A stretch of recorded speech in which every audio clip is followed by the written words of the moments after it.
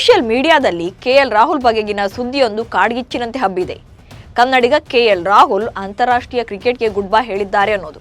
ಅರೆ 40 ವರ್ಷ ಆಸುಪಾಸಿನಲ್ಲಿರೋ ಕ್ರಿಕೆಟಿಗರೇ ಕ್ರೀಡಾಂಗಣಕ್ಕೆ ಇಳಿದು ಆಡ್ತಿರುವಾಗ 32 ವರ್ಷದ ಕೆಎಲ್ ರಾಹುಲ್ ಅದ್ಯಾಕೆ ನಿವೃತ್ತಿಯನ್ನು ಘೋಷಣೆ ಮಾಡಿದ್ರು ಅಂತ ಕೋಟಿ ಕೋಟಿ ಕನ್ನಡಿಗರು ಶಾಕ್ ಆಗಿದ್ದಾರೆ. ಹಾಗಾದ್ರೆ ಕೆಎಲ್ ಇಂಟರ್ನ್ಯಾಷನಲ್ ಕ್ರಿಕೆಟ್ ಕರಿಯರ್ ಅಂತ್ಯವಾಯಿತಾ? ನಿವೃತ್ತಿ ಘೋಷಣೆ ನಿಜಾನ? ಅಭಿಮಾನಿಗಳನ್ನ ಕಾಡ್ತಿರೋ ಪ್ರಶ್ನೆಗಳೇನು ಅನ್ನೋ ಬಗೆಗಿನ ರೋಚಕ ಮಾಹಿತಿಯನ್ನೇ ನೀಡ್ತೇನೆ. ನಾನು ಶಾಂತ. ನೀವು ಸುದ್ದಿಯಾನದ ಸಬ್ಸ್ಕ್ರೈಬರ್ ಆಗೋದಕ್ಕೆ ಮರಿಬೇಡಿ.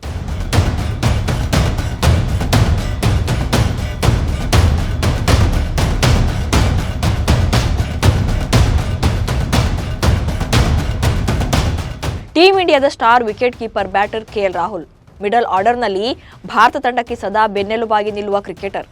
ಇದೇ ತಿಂಗಳ ಮೊದಲ ವಾರ ಶ್ರೀಲಂಕಾ ವಿರುದ್ಧ ನಡೆದಿದ್ದ 3 ದಿನಗಳ ಏಕದಿನ ಸರಣಿಯಲ್ಲೂ ಕೂಡ ಕಣಕ್ಕಿಳಿದಿದ್ರು. ಹೀಗೆ ಟೀಂ ಇಂಡಿಯಾದಲ್ಲಿ ಚಾನ್ಸ್ ಸಿಗ್ತಿದ್ರು ಕೂಡ ರಾಹುಲ್ ವಿದಾಯ ಘೋಷಿಸಿದ್ರ ಅಂತ ಇಡೀ ಕ್ರಿಕೆಟ್ ಜಗತ್ತೇ ಬಾಯಿ ಮೇಲೆ ಬೆರಳಿಟ್ಟುಕೊಂಡಿದೆ. ರಾಹುಲ್ ಅವರ ಇನ್ಸ್ಟಾಗ್ರಾಮ್ ಸ್ಟೋರಿಯಲ್ಲಿ ಹಾಕಲಾಗಿದೆ ಎನ್ನಲಾದ ಪೋಸ್ಟ್ ಸಾಮಾಜಿಕ ಜಾಲತಾಣದಲ್ಲಿ ಹಲ್ಚಲ್ ಸೃಷ್ಟಿಸಿದೆ.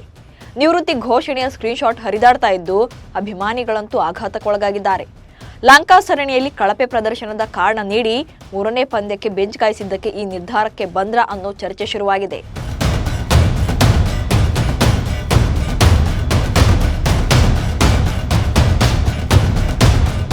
ಟೀಂ ಇಂಡಿಯಾದಲ್ಲಿ ಸ್ಥಾನ ಸಿಗದ ಬೇಸರದಲ್ಲಿ ವಿದಾಯ.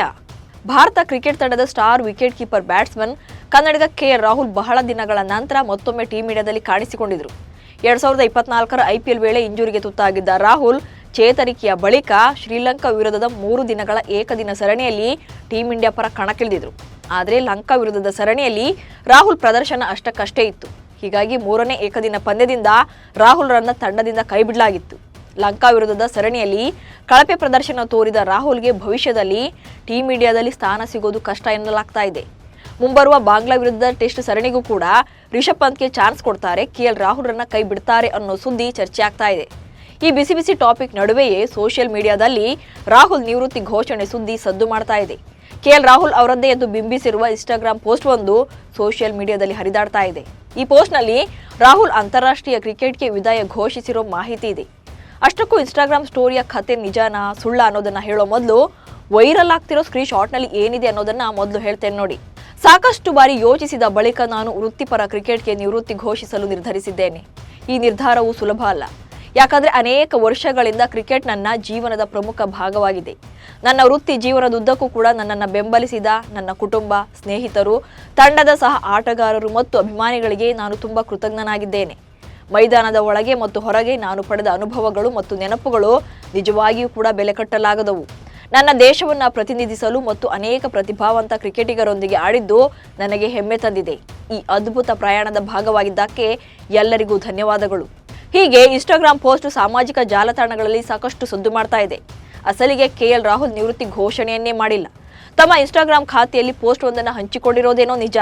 ಆದರೆ ಆ ಪೋಸ್ಟ್ ಅವರ ಅಂತಾರಾಷ್ಟ್ರೀಯ ಕ್ರಿಕೆಟ್ಗೆ ವಿದಾಯಕ್ಕೆ ಸಂಬಂಧಿಸಿದಲ್ಲ.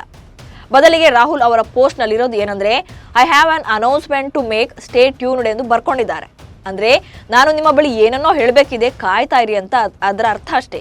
ಆದರೆ ರಾಹುಲ್ ಅವರ ಈ ಪೋಸ್ಟ್ ಅನ್ನು ತಿರುಚಿರುವ ಕಿಡಿಗೇಡಿಗಳು ರಾಹುಲ್ ಅವರು ಅಂತಾರಾಷ್ಟ್ರೀಯ ಕ್ರಿಕೆಟ್ಗೆ ವಿದಾಯ ಹೇಳಿದ್ದಾರೆ ಎಂಬ ಸುಳ್ಳು ಸುದ್ದಿಯನ್ನು ಹಬ್ಬಿಸುತ್ತಿದ್ದಾರೆ. ಅದು ಕೂಡ ಕೆಎಲ್ ರಾಹುಲ್ ಅವರ ಅಧಿಕೃತ ಖಾತೆಯಲ್ಲೇ ನಿವೃತ್ತಿಯನ್ನು ಘೋಷಣೆ ಮಾಡಿದ್ದಾರೆ ಎನ್ನುವ ರೀತಿಯಲ್ಲಿ ಎಡಿಟ್ ಮಾಡಿ ಹರಿಬಿಟ್ಟಿದ್ದಾರೆ.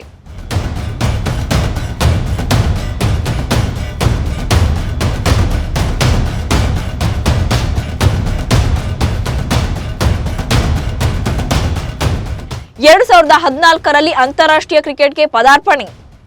ಅಷ್ಟಕ್ಕೂ ಕೆಎಲ್ ರಾಹುಲ್ 2014ರಲ್ಲಿ ಅಂತಾರಾಷ್ಟ್ರೀಯ ಕ್ರಿಕೆಟ್ಗೆ ಕಾಲಿಟ್ಟಿದ್ರು.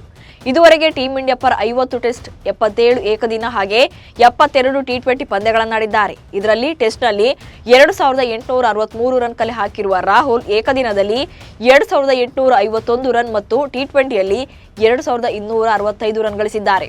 ಇಷ್ಟೇ ಅಲ್ಲದೆ ಐಪಿಎಲ್ನಲ್ಲೂ ಕೂಡ ಪ್ರಸ್ತುತ ಲಕ್ನೋ ಸೂಪರ್ ಜೈಂಟ್ಸ್ ತಂಡದ ನಾಯಕನಾಗಿ ಕಣಕ್ಕಿಳಿತಾ ಇದ್ದಾರೆ. 2013ರಲ್ಲಿ ಐಪಿಎಲ್ಗೆ ಪದಾರ್ಪಣೆ ಮಾಡಿದ್ದ ರಾಹುಲ್ ಈವರೆಗೂ 4 ಐಪಿಎಲ್ ತಂಡಗಳಲ್ಲಾಡಿದ್ದಾರೆ. ಫಸ್ಟ್ ಸೀಸನ್ನಲ್ಲೇ ರಾಯಲ್ ಚಾಲೆಂಜರ್ಸ್ ಬೆಂಗಳೂರು ತಂಡಕ್ಕಾಗಿ ಆಡಿದ್ದ ರಾಹುಲ್ 2014 ಮತ್ತು 2015ರಲ್ಲಿ ಸನ್ರೈಸರ್ಸ್ ಹೈದರಾಬಾದ್ ಭಾಗವಾಗಿದ್ದರು. ಬಳಿಕ 2016ರಲ್ಲಿ ಆರ್ಸಿಬಿಗೆ ರೀಜಾಯ್ನ್ ಆಗಿದ್ರು. ಇನ್ನು ಐಪಿಎಲ್ 2017ರಲ್ಲಿ ಗಾಯದ ಸಮಸ್ಯೆಯಿಂದ ಕಣಕ್ಕಿಳಿದಿರಲಿಲ್ಲ. ನಂತರ 2018ರಿಂದ 21ರವರೆಗೆ ಪಂಜಾಬ್ ಕಿಂಗ್ಸ್ ಅನ್ನು ಪ್ರತಿನಿಧಿಸಿದ್ರು. 2022ರಲ್ಲಿ ಲಕ್ನೋ ಸೂಪರ್ ಜೈಂಟ್ಸ್ ಸೇರಿದ ಕೆಎಲ್ ರಾಹುಲ್ ಕಳೆದ 3 ವರ್ಷಗಳಿಂದ ತಂಡವನ್ನ ಲೀಡ್ ಮಾಡ್ತಿದ್ದಾರೆ.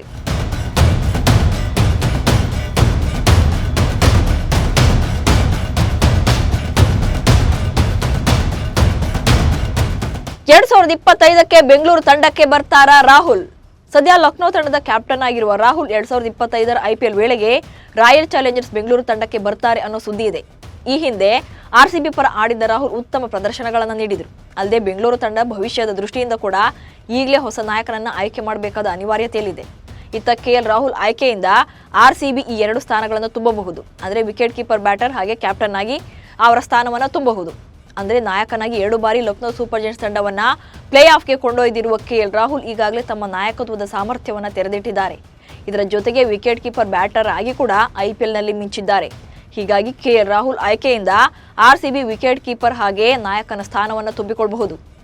ಕರ್ನಾಟಕದ ಅಭಿಮಾನಿಗಳು ಕೂಡ ರಾಹುಲ್ರನ್ನ ಬೆಂಗಳೂರು ತಂಡಕ್ಕೆ ಖರೀದಿ ಮಾಡುವಂತೆ ಫ್ರಾಂಚೈಸಿಗೆ ಮನವಿಯನ್ನ ಮಾಡ್ತಿದ್ದಾರೆ. ಬಹುಶಃ ಇದೇ ವಿಚಾರವಾಗಿ ಹೇಳೋಕೆ ರಾಹುಲ್ ತಮ್ಮ ಇನ್ಸ್ಟಾಗ್ರಾಂನಲ್ಲಿ ಪೀಠಿಕೆ ಹಾಕಿದ್ರೋ ಏನು. ಆದರೆ ಅದನ್ನೇ ಕಿಡಿಗೇಡಿಗಳು ನಿವೃತ್ತಿಯ ರೀತಿ ತಿರುಚಿದ್ರ ಅನ್ನೋ ಚರ್ಚೆ ಶುರುವಾಗಿದೆ. ಒಟ್ಟಿನಲ್ಲಿ ನಿವೃತ್ತಿ ಘೋಷಣೆ ವಿಚಾರವಂತೂ ಶುದ್ಧ ಸುಳ್ಳು. ಆದರೆ KL ರಾಹುಲ್ RCBಗೆ ಬರ್ತಾರೆ ಅನ್ನೋ ಸುದ್ದಿ ಮಾತ್ರ ನಿಜವಾಗ್ಲಿ ಅಂತ ಫ್ಯಾನ್ಸ್ ಕೂಡ ಕೇಳಿಕೊಳ್ತಿದ್ದಾರೆ. ಸೊ ನಿಮ್ಮ ಪ್ರಕಾರ KL ರಾಹುಲ್ ಇಷ್ಟು ಬೇಗ ನಿವೃತ್ತಿ ಪಡೆಯಬೇಕಾ? IPLನಲ್ಲಿ ಬೆಂಗಳೂರು ತಂಡಕ್ಕೆ ಬರಬೇಕಾ ಅನ್ನೋದನ್ನ ಕಮೆಂಟ್ಸ್ ಮೂಲಕ ತಿಳಿಸಿ. ಹಾಗೆ ಸುದ್ದಿಯಾನವನ್ನು ಫಾಲೋ ಮಾಡಿ. ನಮಸ್ಕಾರ.